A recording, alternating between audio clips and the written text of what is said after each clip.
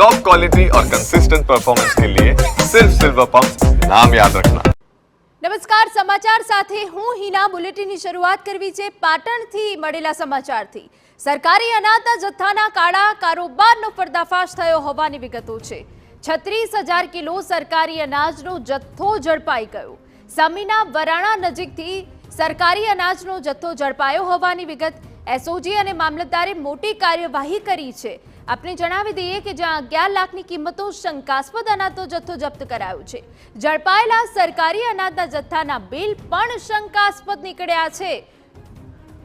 સંવાદદાતા સુનિલ પટેલ વધુ વિગતે વાત કરવા જોડાયા છે। સુનિલ, પૂરી વિગત।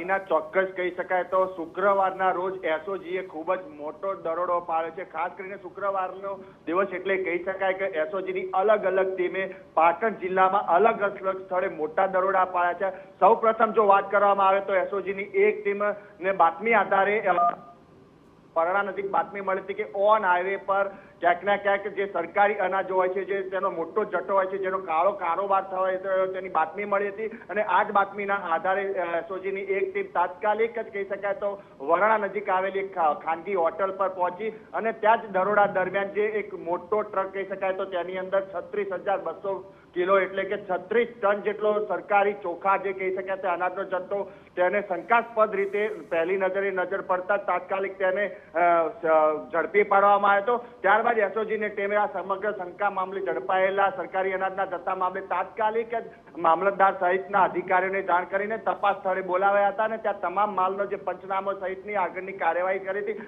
લગભગ એના કહી શકાય તો આ 11 લાખથી વધુનો સરકારી કિંમતનો જથ્થો જો તેનો કારોબારની વાત કરવામાં આવે તો 2 થી 3 ગણા ભાવે બમણા ભાવે આ વેચાતો હોય છે બજારમાં અને ખૂબ જ આનો જે નેટવર્ક હોય છે તે પણ ખૂબ જ મોટા પાયો હોય છે। એટલે કે કહી શકાય કે જ્યારે ઓન હાઈવે દાહોદથી નીકળેલો આ સરકારી અનાજનો જથ્થો ગાંધીધામ સુધી પહોંચવાનો હતો, જેના બિલ પણ ક્યાંક ના ક્યાંક શંકાસ્પદ નજરે પડ્યા હતા અને આ કેટલા સમયથી આ સરકારી કારોબારનો જે પર્દાફાશ થયો છે, એસઓજીએ કર્યો છે, તે કેટલા સમયથી ચાલતો હોવાનું પણ હવે આ સમગ્ર મામલે તપાસ હાથ ધરી છે એસઓજીએ। બીજી બાજુ મામલતદાર સહિતના જે અધિકારીઓ પણ આ કામગીરીમાં જોડાયા છે। હિના, બિલકુલ આભાર સુનિલ। તો જે રીતે 36,000 કિલોનો સરકારી અનાજનો જથ્થો ઝડપાયો છે, જેની કિંમત 11 લાખ છે। જો કે એસઓજી દ્વારા હવે વધુ તપાસ કરવામાં આવી રહી છે। મામલતદારની આ મોટી કાર્યવાહી સામે આવી છે, જેમાં 36,000 કિલો સરકારી અનાજનો જથ્થો ઝડપાઈ ગયો છે।